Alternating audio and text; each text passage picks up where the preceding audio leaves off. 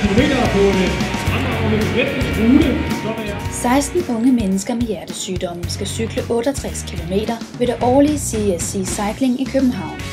Kevin er med for 4. gang. Jeg hedder Kevin Palmer Meinhardt, og jeg er 18 år, og jeg har en medfødt hjertefejl, og den hedder sænkeventrikel, som der vil sige, at jeg mangler næsten et halvt hjerte. Formålet med styrkeprøven er at motivere børn og unge med hjertesygdomme til at motionere. Børn med hjertefejl, de har lige så meget behov for at dyrke motion for at styrke ens krop og sådan nogle ting og holde den ved lige. Og igen, om man er en gruppe, hvor de så også har en fælles oplevelse om det her, det er så fedt at se. Jamen, vi er en gruppe unge fra 13 til 19-20 år, som har meldt os noget, der hedder styrkeprøven, hvor vi mødes 3-4 gange om året til nogle træningssamler, enten i Aarhus eller i København, og hvor så vi træner sammen og får lavet cykeltest for at se, om vi overhovedet træner. For vi får jo en cykel gratis, så skal vi også gøre noget for det, ikke? For nogle forældre virker motion for et barn med en hjertesygdom lidt skræmmende. Forældrene har det måske været bekymret, men også måske ikke rigtig troet, at de ikke kunne det her.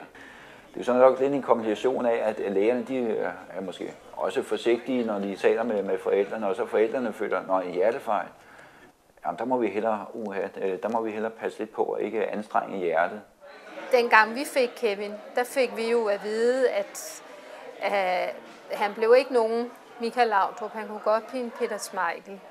Han ville være meget syg. Han ville lide af at kaste op.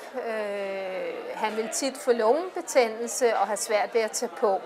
Så når du så får at vide, at der er så meget, der kan ske med ens barn, så bliver man jo pyldret. Og jeg tror, at man som forældre, så er det der, man også har den der angst med, at der skal ske et eller andet, når de dyrker motion. Men alt andet lige er det jo sundt, at hjertet der arbejder. Takket være hans far, så har han fået lov til alt det, han gør i dag, fordi jeg er ikke sikker på, at jeg havde givet ham lov til nær så meget. Jeg har haft en holdning til, at han har netop selv kroppen har selv sagt fra, før det blev for meget for ham. Ikke? At bure ham i en osteklokke, det ville vi simpelthen ikke. Vi ville prøve at se, om han ikke kunne have et så normalt liv som muligt, ligesom andre børn kan dyrke de ting, som de nogle gange har lyst til. Ikke? Jeg har været rigtig glad for det, og jeg er glad for, at der er nogen, der gider bruge tid på det, og jeg har virkelig vildt og haft motivation til det.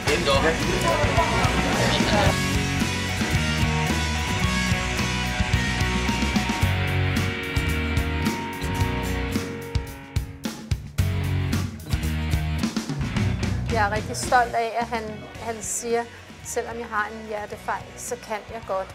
Og første gang han havde kørt det her løb, hvor han havde kørt de her 68 km, jeg var så stolt på hans vegne, ikke? Virkelig stolt. Nu vil han jo løbe maraton, og jeg er da dybt bekymret for, at han skal løbe det her maraton. Men jeg er bare nødt til at stille mig op inde ved målstregen til maj måned og bakke ham op, selvom jeg måske havde lyst til at grave mig ned i et hul. Nu har jeg gennemført et løb på 125 km, selv til rundt i sommerferien sammen med min far og Thomas for styrkeprøve og hans far.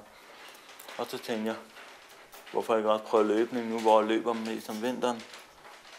Og så lige siden har jeg været opsat på det, og jeg er super klar til at gå i gang med løbning her om en uge tid. Altså han starter træningen, når han er færdig i morgen. Altså så har han maratonbriller på. Jeg har så gerne prøvet lidt af hver, og tænkte, jeg kender ikke nogen hjertebørn, der har gjort det. Nogen sådan jeg kender, så jeg tænkte, jeg vil være den første, der gør det med en meget alvorlig hjertefejl. Og jeg har fået godkendelse fra lægerne fra hospitalet, fra Rigshospitalet, så det er jeg meget glad for.